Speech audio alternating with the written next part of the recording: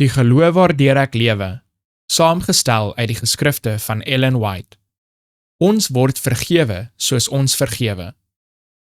Want met die oordeel waarmee julle oordeel, sal julle geoordeel word, en met die maat waarmee julle meet, sal weer vir julle gemeet word. Matteus hoofstuk 7 vers 2. Ons kan slegs vergifnis van God ontvang, soos ons ander vergewe. Dit is die liefde van God wat ons na hom toe trek, en daardie liefde kan nie ons harte aanraak, sonder om liefde vir ons broeders te skep nie.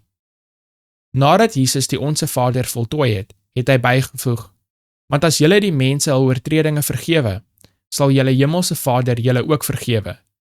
Maar as julle die mense hulle oortredinge nie vergewe nie, sal julle Vader julle oortredinge ook nie vergewe nie. Matteus hoofstuk 6 vers 14 en 15.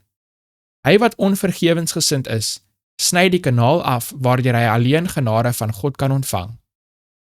Ons moet nie dink dat in sy diegene wat ons seer gemaak het, die oortreding bely, ons geregverdig is om ons vergifnis van hulle te weerhou nie. Dit is ongetwyfeld hulle deel om hulle harte te verootmoedig deur berou en belydenis, maar ons moet 'n gees van medelee hê teenoor diegene wat teen ons oortree het, of hulle nou hul foute bely of nie. Niks kan 'n onvergewensgesinde gees regverdig nie. Hy wat onvergewensgesind teenoor ander is, toon dat hy self nie 'n deelgenoot is van God se vergewende genade nie. In God se vergifnis word die hart van die sondaar nader getrek aan die groot hart van oneindige liefde. Die vloedgolf van goddelike medelee vloei in die sondaar se siel, en van hom na die siele van ander.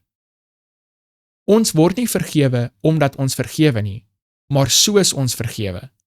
Die grondslag van alle vergifnis word gevind in die onverdiende liefde van God. Maar deur ons houding teenoor ander toon ons of ons daardie liefde ons eie gemaak het. Daarom sê Christus, met die oordeel waarmee julle oordeel, sal julle geoordeel word.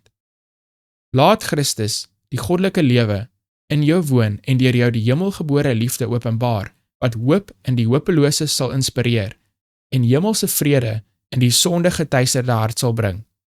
Soos ons na God kom, is dit die toestand wat ons by die drempel ontmoet, dat ons, deur genade van hom te ontvang, onsself oorgee om sy genade aan ander te openbaar.